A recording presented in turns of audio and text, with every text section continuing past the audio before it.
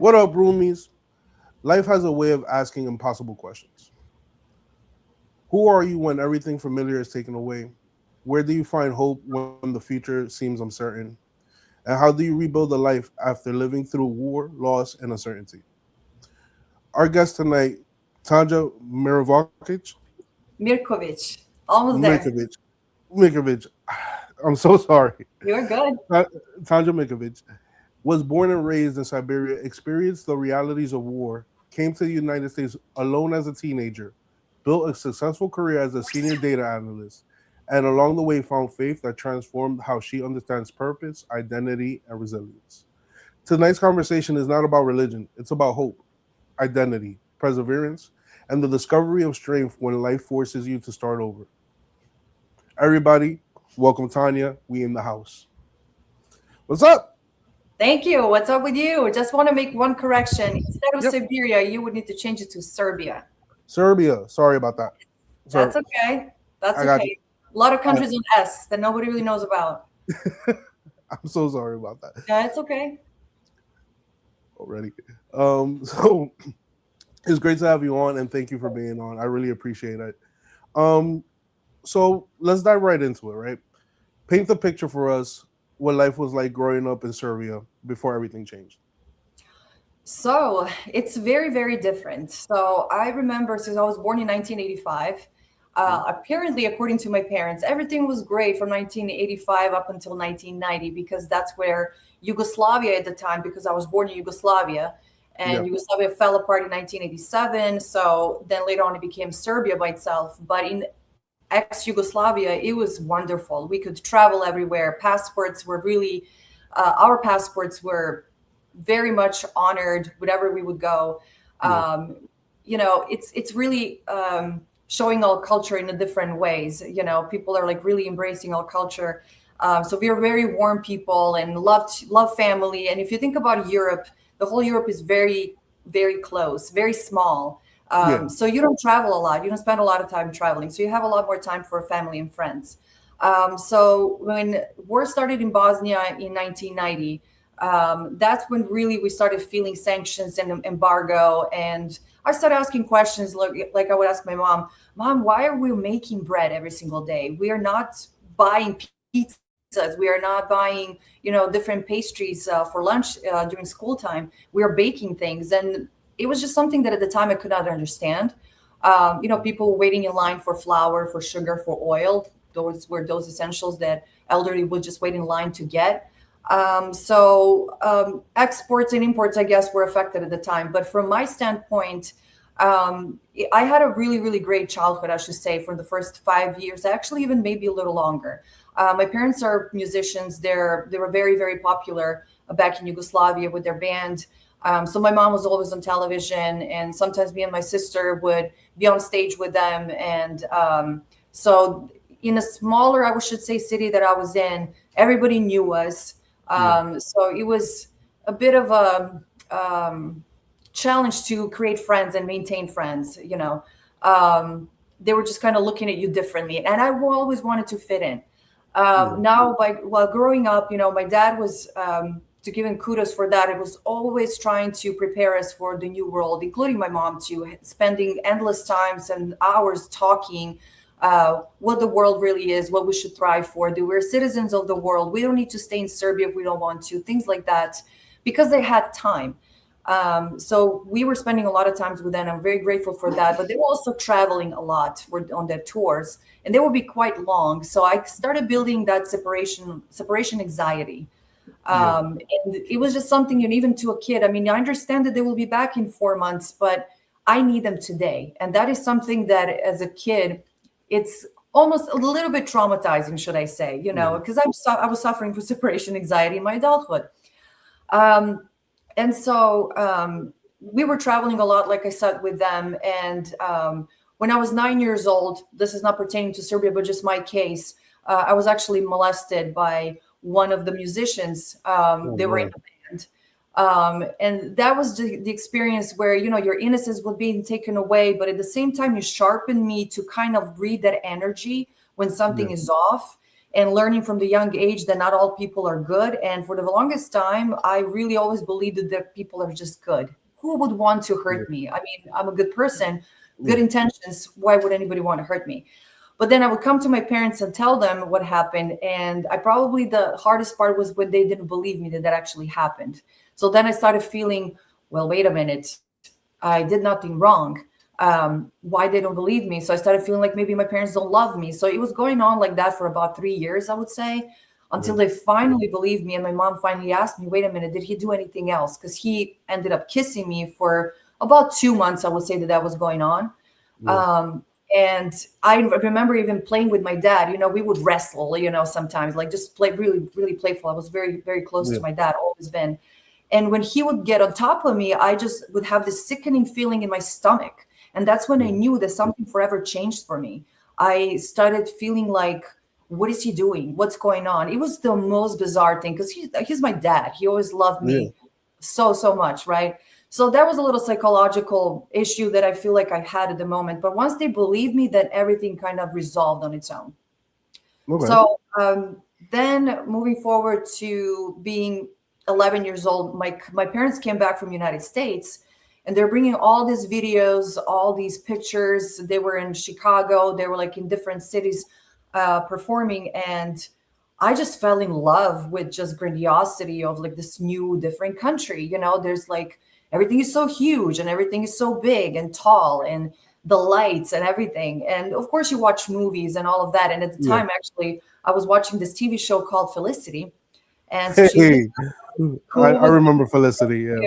yes. So because I had curly hair naturally, you know, I started envisioning myself being Felicity. So when I would go to my high school, I am literally envisioning that I'm Felicity walking through New York and, you know, going to my university. And when I would have English class, I use that opportunity to speak English because I am in United States, you know. So I was just living in my dream at that time. So I always started developing this feeling that I want to leave Serbia. And I Yeah. knew that. And so when I was about 12 and a half, 13 years old, in 1999, that's where war happened, when NATO bombed United States. And I mean, that night was absolutely crazy because I remember it was like 8:10 p.m. Yeah. And me and my sister were home alone. And my parents were coming back from visiting family members. And they just entered the house and said, the war started. Guys, get your belongings, the main essentials, and we're gonna leave. And I remember me and my sister going to the bedroom, and we started laughing. It was, I think, this one confusion, one part where you just don't even understand what's really going on. The war started. I watched that in movies. And I Yeah. remember, mind you, when I was about 9, 10 years old, sitting on my dad's lap and asking him, Dad, will we ever go through war? And he said, no, that will never happen. I'm like, really? And then he's like, no, there's absolutely no way. In this age and this, no, it's not going to happen. And I believed him. Yeah. But the day came, right? So I believe it was March 24th. And yeah, my main concern was, will I go to school tomorrow because I was supposed to have English exam? And Yeah. my dad was looking at me. He said, no, who cares about your English exam? You know, the war started, right? So every zip code or every block was assigned to a certain basement. Our basement was supposed to be in my elementary school, but we ended up going to my uncle's house because he had his own basement. So we would immediately go there and, of course, watch the news. And mind you, that's where we started playing chess all the time. That's how I started getting good at chess, because there was absolutely nothing else to do. But That's interestingly, you know, as time progressed, you just start acclimated to it, that you're like, I'm not going to be in basement anymore. I'm just going to live my life. I mean, if I die, I die. What can you do? You know, you yeah. don't know how long it's going to last. So you would hear like even sirens going on, which means that airplanes at some point, some jets are taking off and you're in danger, right? But after a month or so, I would call my friends even during that time, be like, hey, do you want to go for a walk? And they're like, okay, yes. So we would meet in the middle of the city and just go for a walk, even though the sirens were on. I mean, it becomes your new normal, you know? So it's Yeah. amazing how people can just adapt to new things. And then at the time, so I was in grammar school, came back to school. And then fast forward, I applied to be foreign exchange student. I came to United States when I was 17 years old, be a senior in high school. So I went to California, but I was staying in Rome for one night because that I had that layover. Yeah. And that night was actually very, very interesting because that's when you really realize that this is it. You are alone in the whole wild world, and you barely speak any English. I mean, enough to uh, ask for essentials or attend school, I guess, enough. Yeah. But it was like you don't know what kind of people you're going to meet. I mean, it's different culture. You don't have absolutely anybody there. You have a foster family that you're going to meet, and that you're going to be with them for about 10 months, and then after 10 months you're going back. So my goal was never to go back. I had to figure out how I'm going to stay Yeah. legally.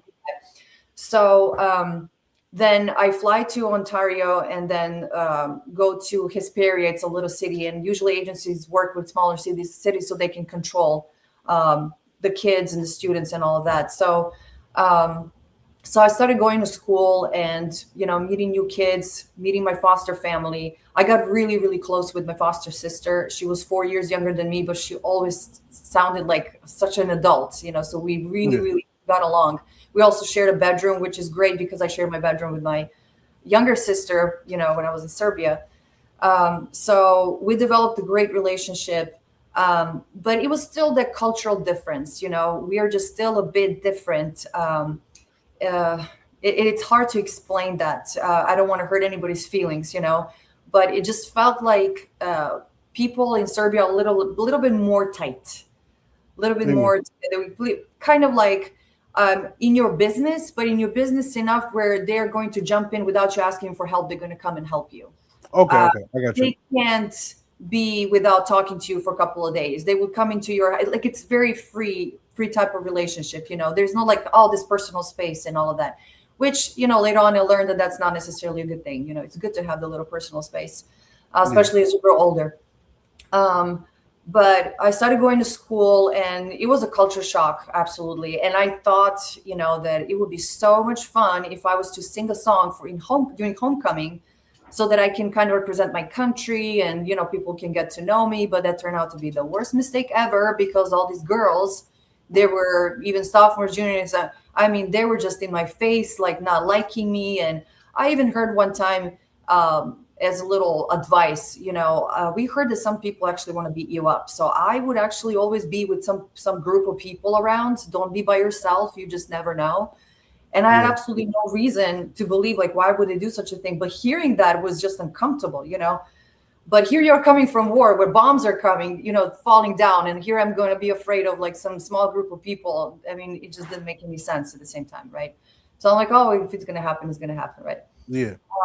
So I went through high school, and interestingly, and this is where I want to talk about this higher power, and I like the fact that when you're saying, well, this is not about religion, it is really spiritual. Yeah. And I do feel that, I don't want to be, following like certain rituals where it's like, well, if you don't do this, then this is not going to happen and all that. I don't believe in that. So I'm more spiritual than anything. But miracles did happen because there are some things you cannot possibly orchestrate in your life Yeah. that happen. So, for instance, I was supposed to figure out who's going to be my sponsor because I needed $10,000 in the account, where somebody is basically saying, I have this amount so I can sponsor you to be an international student so I can go to college. And then I get 4-year visa. So I met this guy online, and it was a Serbian chat. And Okay. think about it, at that time, What there this was no was this like 99, 2000, 2003. So 2003? Okay, yeah. The Skype was maybe online was coming. still a little sketchy at that time. Yeah, yeah, yeah. Yes. Oh yeah, video calls and all, and that's what made it Yeah. difficult to communicate with my family at the time, and I missed them a lot because I could only speak to them once a week, and it was through Yahoo Messenger, or actually Yahoo Video Messenger, something like that. And I mean, the travel of the sound and video was so slow; it didn't even make sense sometimes. That's a fact. And I remember, it was interesting when I would call them, I would make this high phone bill because when I would call them around 3 a.m., I saw the bill for August, and it was saying that it was charging only like a few cents. Well, little did I know that charging after midnight is different than if you call during the day. So I ended up calling the day on September, like so much. So it was a $500 bill. Mm. So I told my parents, hey, I did this, and I'm really sorry, but I would need $500 to pay for the phone bill. And it was like a very, very triggering, angry email back, that I have to be more careful, that I can't just go about and do all these things. I'm not the only one who would need a support and all that stuff. So they sent me $500, but then September came, and there's a leftover of that bill. There's $100 more, and I'm like, I cannot tell them about the $100. Yeah. So I went to my history teacher, and I said, hey, do you know anybody who needs cleaning houses or anything like that? And he said, well, you know what? I have a lot of windows in my house, so you're more than welcome to come, and we'll pay you. So I ended up going over there, and see, 2003, I mean, how much do you pay a student to, clean your windows? Probably not $100, right? Yeah. But so it happened that this teacher and his wife paid me $100. I mean, how amazing is that? To me, that was a miracle. I couldn't have asked for better outcome, right? And then this guy that I said that I met, you meet a lot of people. And like I said, I think that became a really good judge of character. So when I started talking to people, I know who I could trust and who I could not trust. And it turns out this man that I met, who was already in San Antonio, we started having a relationship because I just felt there was something there. We ended up getting married. We have a wonderful daughter. Congratulations. Thank you so much. Unfortunately, 13 years later, we ended up divorcing because I was 18 at the time when I met him. He was 20, and we basically were kids. So when you start growing, you kind of show, you shape yourself more to who you want to become and who you are. And I feel like that we just became two different people.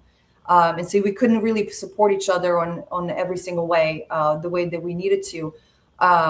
But yeah, the miracle that happened is that this guy was like, hey, I'm going to get together with my mom and join the accounts, and we'll be your sponsors. I mean, it was something that I could not orchestrate myself. I mean, it was absolutely incredible. So I called my parents and I said, hey, guess what? I was able to find a sponsor, and, didn't tell them we were in a relationship at the time. Yeah. Yes. So when they found out that I was actually moving in, that was a big deal because, I'm not married, so there are these old, cultures and traditions that were kind of going in together. So they were not going together, actually. So then I started going to college, and I was working full time at the same time. I was working at a country club, and I was there for about 5 years, I would say, until I was able to get my green card. And it was another miracle that happened, that the guy who was the owner of all Baptist hospitals was a member of the country club. And he asked me, because he's known me for quite a few years, so what do you want to do? And I told him, and I said, okay, give this woman a call. She's HR, and we'll figure something out. And that's how I became financial analyst for Baptist. And I was working there for about 5 years. Okay. Yes. So all these miracles happening, just, leading me my way. But I would say that once I got divorced, if you think about it, I was married for 13 years. So I was pretty much sheltered, protected. I had someone to watch over me. I didn't get myself really exposed to anywhere really without him, which was exactly what I wanted. But then when you're divorced, you don't have that option. So I started feeling that I'm now being introduced to the world all on my own with a different perspective. Now, at the time my daughter was born, she was 2 years old when we got divorced, and she was born with 2p11q chromosomal duplication. What that means that she was born with cleft palate, so she couldn't have the suction. So another miracle that happened is that I was actually let go during my maternity leave. They closed the position. So I had a workers' comp for about 11 months. And I couldn't tell you, losing that job, I needed more than anything, because I needed to be with my daughter, because nobody would know how to feed her. And so she needed to go through numerous surgeries. And so I was pretty blessed that I was able to be with her in the beginning of the months. And then later on, my dad was able to come, and then my mom was able to come, so that they can start taking care of her while I'm actually finding work, finding the job. So I'm jumping a little bit here, like on kind of back and forth. But to go back, when I got divorced, and then I moved out with my daughter and my parents, and I think that that's what struggle really came about, because I didn't have a job, Yeah. and I was always in a corporate office. I couldn't find a job, and I started working as a waitress. And to be honest with you, I wasn't prepared for that. I think that I felt like I was going backwards, and I did not feel like I felt less than. Not because I was a waitress per se, but it's because I was um, going from a corporate office. I got to the certain, salary and whatnot, and all of a sudden I am worse off than probably when I was in a country club. So that was really, and plus it wasn't enough to sustain my Yeah, of to course. feed my family and whatnot. So that was really, really hard. So I was starting to figure out the world, and find myself again and see who I am. But that's when stress came. I feel like that I was relying a lot on the outside world to identify me, to give me that identity, who I truly am. So you started going on social media, and becoming friends with who you were not even supposed to. You go to these different parties, and I was just feeling not myself, like I don't Yeah. belong there. Where do I go? And the interesting thing is that you have to find the love within. That's something that I came to a conclusion later on. I even started writing a book back in 2010 about my life, and a memoir, basically about what we are talking about right now. And it was crazy how I started rewriting the book, coming back to it about 12 years later, and I am reading it and thinking, my gosh, this is one bitter, angry, resentful, lost person who wrote that book. This should be just a journal, nothing to be published. Events are true, but my conclusions and how I think about those events changed a lot. So now the healed version of me is actually rewriting this book and making sure that it comes out the way that I want to, and give the message out to people for hope and for blessings that we do actually have, and where you can find that. That's So, what's up. yes. That's what's up, So, and that's a great thing that you're gonna rewrite things that from a different light and from a different perspective from when you yes. originally wrote it. So kudos to that. You were saying? Thank you. So, I one thing that I took with me from my childhood was codependency. I feel that my mom and dad were doing, because every parent, as I am, doing the best that you can. But there are some things that can really scar you, for a very long time. So I felt like that, in my home, for instance, in mind you, given the situation, I completely am compassionate about it now. But at the time, I didn't understand that when my dad would use harsh words, trying to motivate me, that really made me feel actually very insecure. And I started feeling that when he would be upset or mad, that I would need to calm the situation down, even though it's not my fault. So I became this people pleaser. I didn't like the rejection. I felt like something was wrong with me. So that's when I started going to different therapies, and I don't even know the amount of therapies that I went to. I even attended a 12-step program, which honestly did not work for me. I hear great things about it, and I went through every single step, but it just wasn't for me. And then I started with taking EMDR, those therapies with a licensed therapist, and that seemed to Yeah. resolve a lot of issues from my past. But I don't think that I truly, truly, truly in my core were changing until I find my spiritual side, my Holy Spirit in me. Yeah. And I started reading the Bible. I started listening to C.S. Lewis and Neville Goddard, just different people, because YouTube became big, and now all of a sudden you can listen to a lot of people and their wisdom, what they got out of their life. And that's what started making me look inward versus outward. And so I started doing meditations. I started following Dr. Joe Dispenza and his work, and he has a lot of books and meditations on that in that topic. So I started practicing that, and the more that I was practicing it, which is to be still, be in the silence, be still, is going to be okay. It is absolutely amazing how much my life with my daughter became better, how much my daughter became better. She was feeding off my energy, and everything that I am. is energy, and she could feel that, and she feeds off of it. And I felt that the way that I'm expressing myself has changed. I feel like that I'm speaking slower. I mean, if you were to hear me about a year ago, I would speak so fast, and then I would wave my arms and whatnot, and I would call it passion, but it's really anxiety. Okay. So I felt that through those meditations, I was able to stay grounded, and sit in silence and be okay. And to be honest with you, I think it's a great story where somebody can come and say, you know what, I made it. I have millions and millions of dollars. I have this great house. I feel great.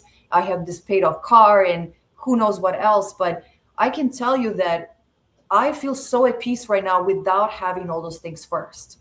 I'm not certain how things are going to unfold with my daughter. She's in special needs class.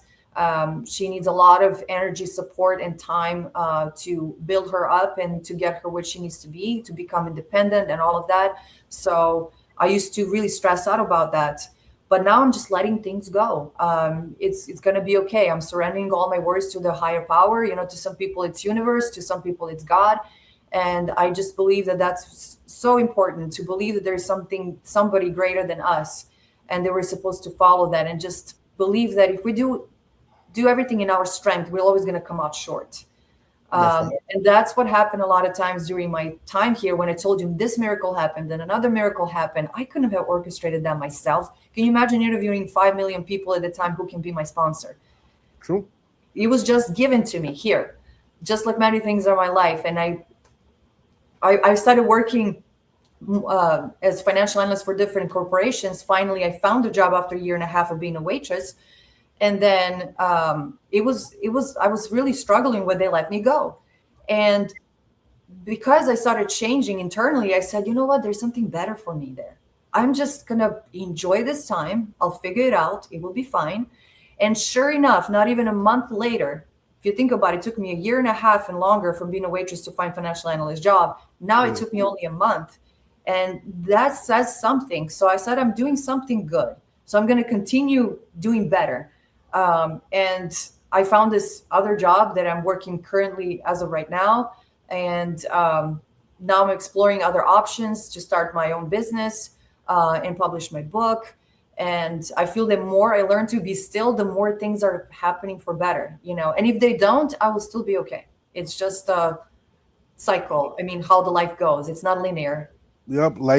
Life has a way of, turning everything upside down and giving you experiences to learn and grow from.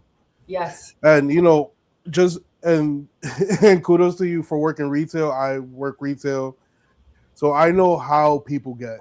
And being a waitress is a rough gig. So Oh, yes. yeah, Yes.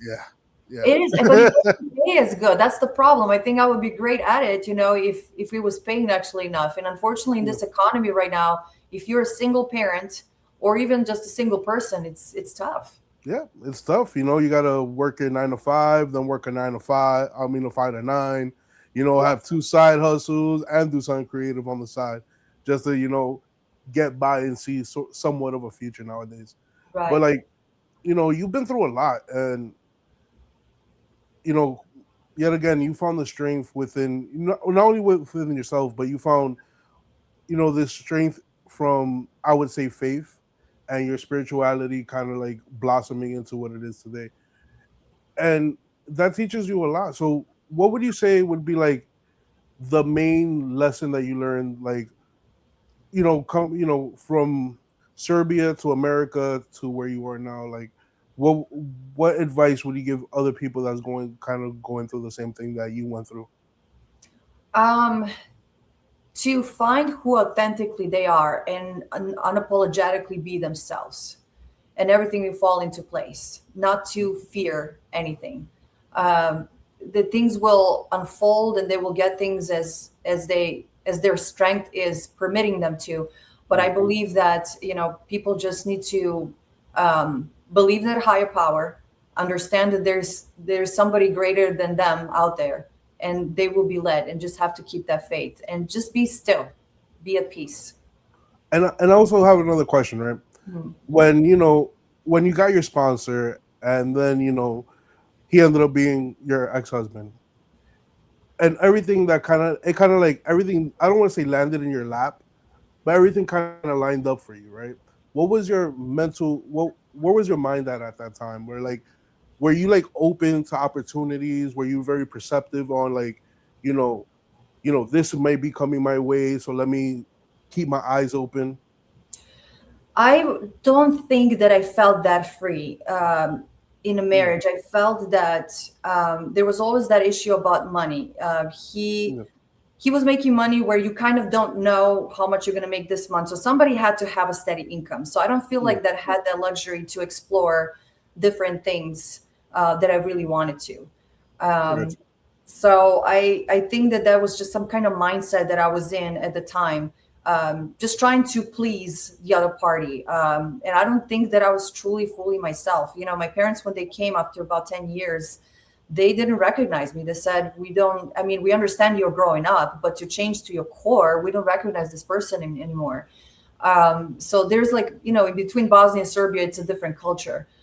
So I feel that we are different people, but also coming from different background. So you. we are trying to merge that somehow. So I just became someone somewhere in between. But that marriage meant a lot to me. I could, at that time, if you were to tell me that we were ever divorced, I would never, ever believe that. It's something that gradually started changing. And when you feel like that there is no point of coming back, you become indifferent about certain things, then you are in big trouble. And the worst part is that because I have my daughter, and I feel always that guilt I carry with Yeah. me, that she's coming from a broken home, you know. Well, and I don't mean to be personal and get in your business, but he's involved in her life, right? Absolutely. He's a great father. Yes. That's why we Then made is sure it, they were living close by. Mhm. then that's not a broken home. Like I feel that people think that because just because of the fact that your relationship didn't work out romantically, doesn't mean Mhm. y'all not great co-parents. You know what I mean? Y'all giving your daughter best of both worlds, the mother and the father, and Very true. a lot of divorcees can't see eye to eye to do that. You know Very what I mean? true. So Yes. Very true. it's not a broken home. Y'all not living together. She has two homes, but Right. That's true. but y'all still working as a family unit. You know what I mean? That's very true. Yes. So I appreciate it. anytime. But talking about that, I do want to go back to 2003, right? Hold on. Yes. Yes. No, of So course. Of course. so so so when you met your ex husband online, right?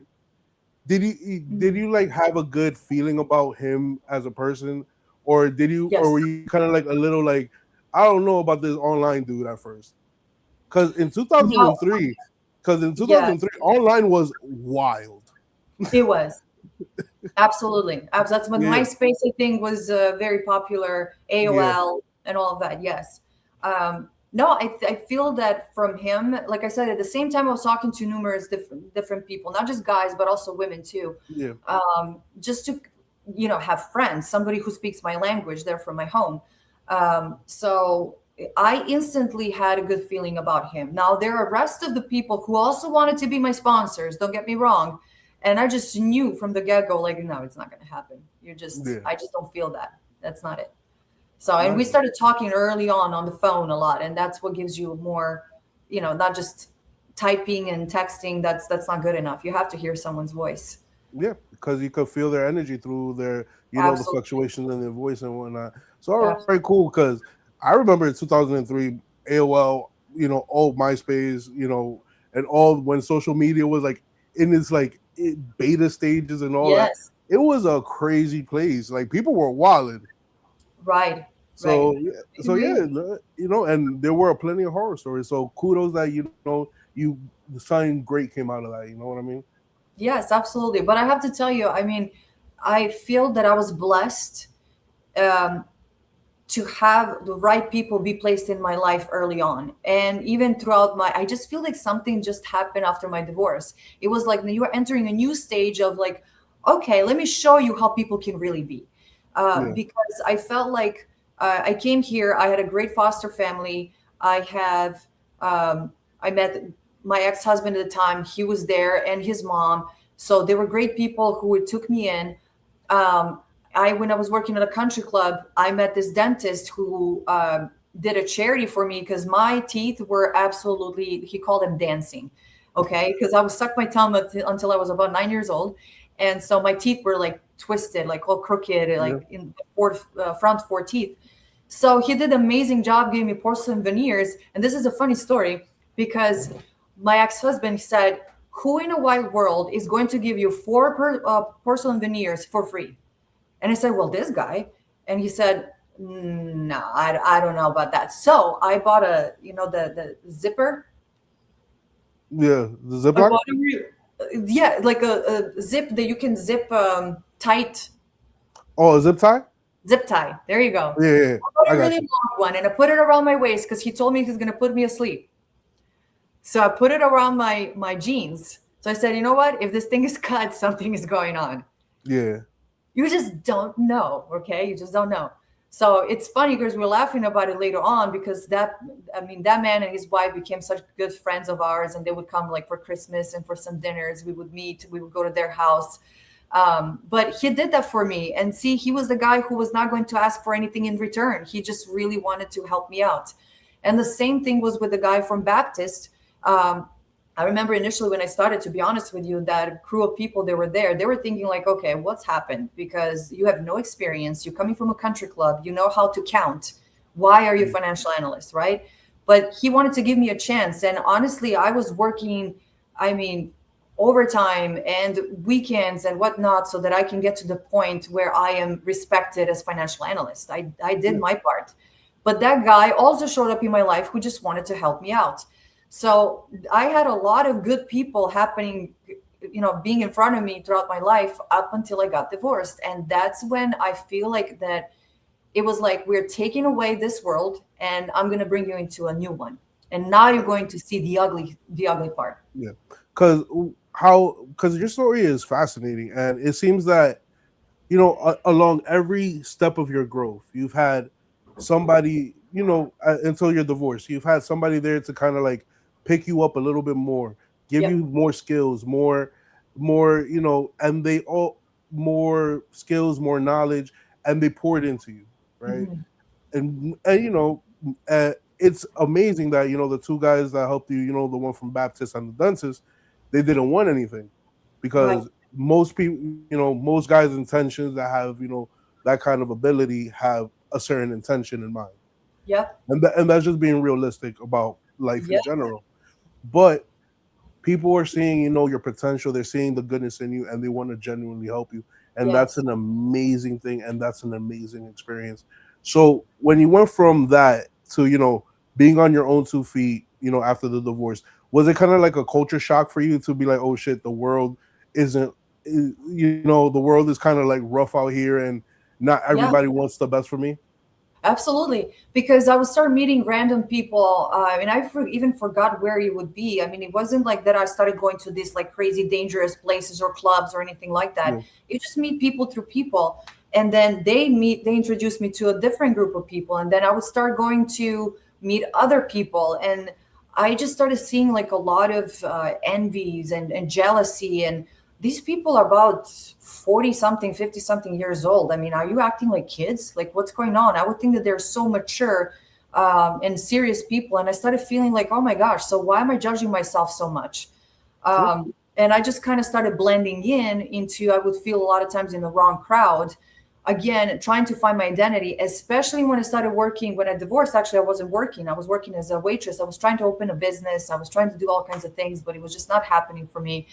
And when I started working as a waitress, I just didn't want to even exist anymore. I just felt like, these people that I'm hanging out with, then I ended up serving them. I'm not saying that that's a right way to think.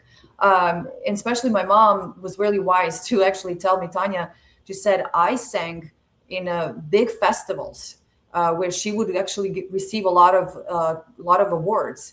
Yeah. But I also knew how to sing in some other smaller places where it's like out in a backyard somewhere, and it, I am still me. Doesn't matter where I sing, where I show up. I know who I am. So I'm not going to feel less than just because I didn't sing at the festival this last time. And Yeah.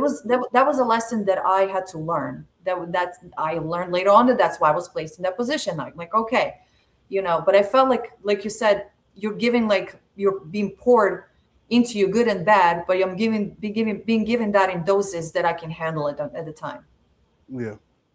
And do you feel that your strength came from the people that poured into you, or using the experience and the knowledge they gave you when you had to stand on your own?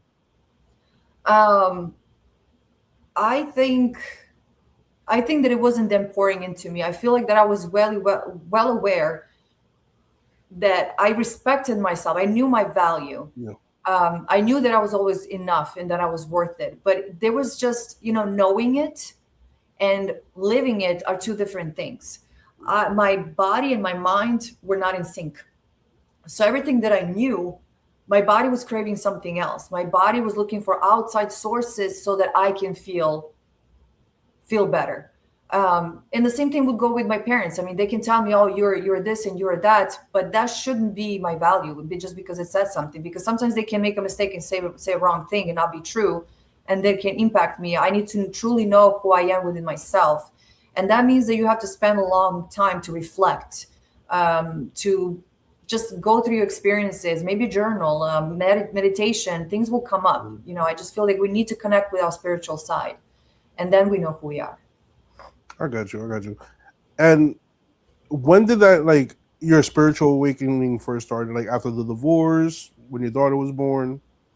No, I think that it happened way later. I would say around 2021, 2022. Okay. 2022 probably is when it started happening.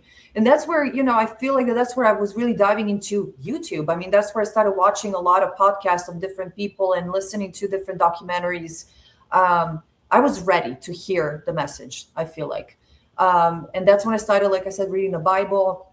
And one thing that I would start getting these visions as I'm reading, as I'm listening, especially when I'm driving to work. I have about 2 hours a day to listen to these videos, where I started getting this vision that I am this person that was created in unconditional love. And that's who I am. I'm made from that love.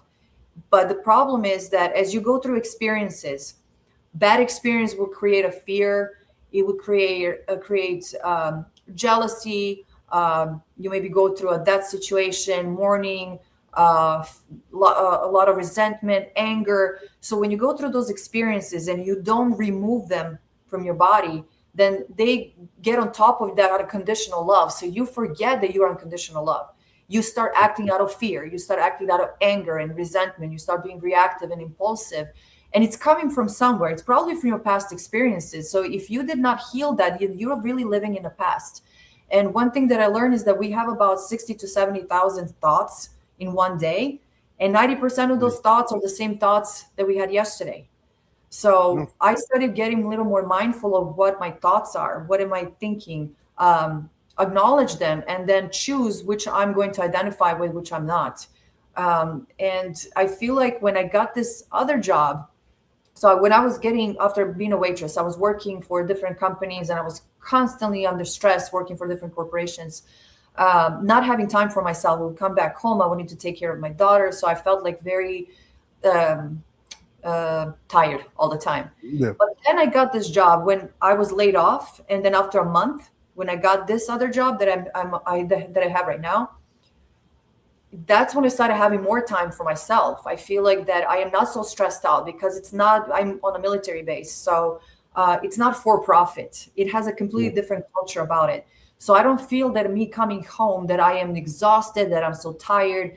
It's just, I felt different. I started like during the lunchtime to just do meditations.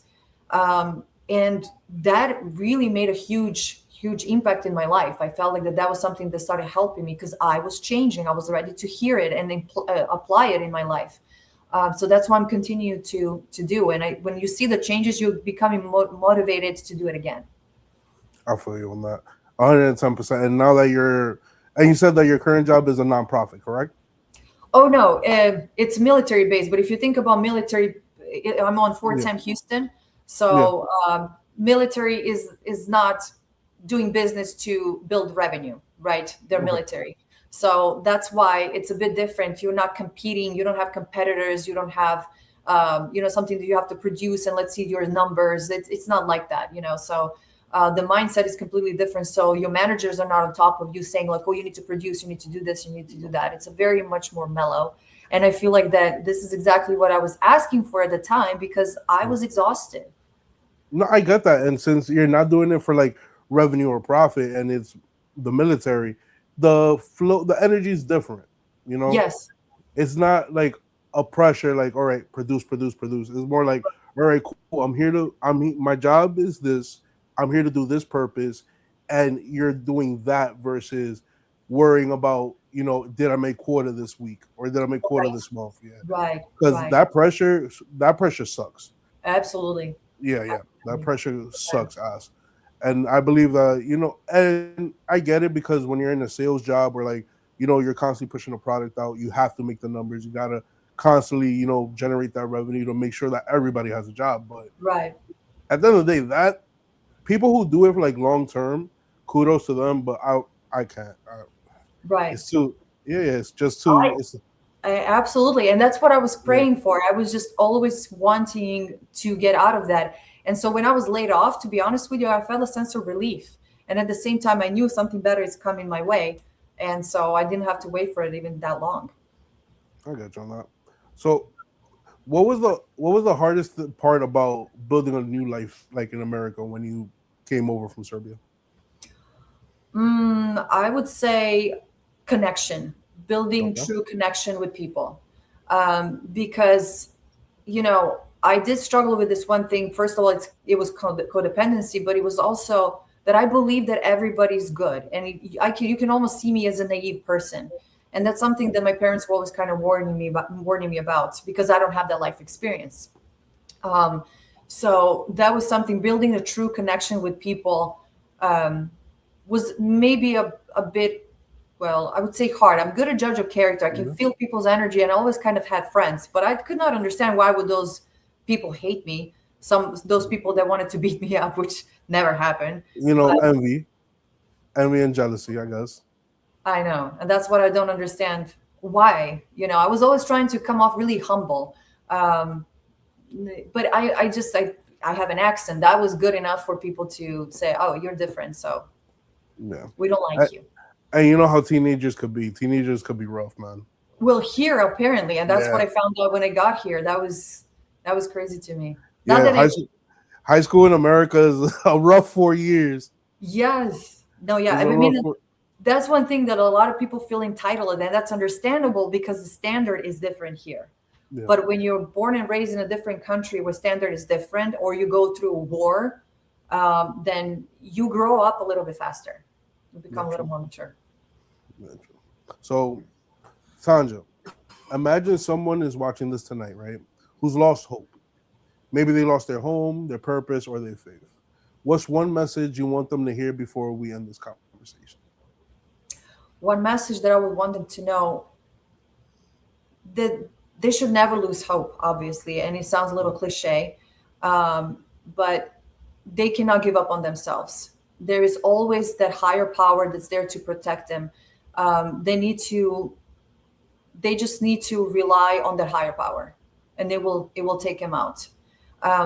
The more that you stress, the more that you become that victim. And I'm not saying that people are not victims at the times, but you have to choose if you're going to continue going down or you're going to go up.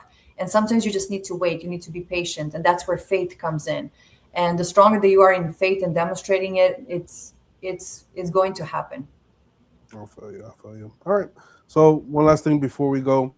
Do you have any final thoughts, words of wisdom, or advice for the roomies? For your great audience, I would just like to say, to reiterate that there is always that greater higher power, and to have the faith and to know that not to be impatient. That's one thing I feel that people are struggling with: patience and forgiveness. I think that when people say "I'll forgive you," they sometimes think that I need to forget what happened, and that's not necessarily true. I feel like that we have to forgive for ourselves so that we can be free, and because we want to be forgiven as well. So those are two reasons. But then forgetting, you should never forget. That's Yeah. where wisdom comes from that same situations. That doesn't mean just because you forgive that people have access to you, or that you should entertain the same situations again. So that's where wisdom comes from, and then you learn from the lesson, and then you choose if you're going to do same things with same people in same environment again. So I would say that, because a lot of people are thinking that if I forgive, I have to forget, and then it makes them harder to forgive. So they carry a lot of that anger and resentment inside of them. So that's number one. And then number two, yeah, just to stop living in the past. Today's the present. You don't even need to think about the future. Think about the present and learn to stay still. That will give you a lot more power than any therapist and anyone else would ever know to tell you. I feel you, and that was beautiful.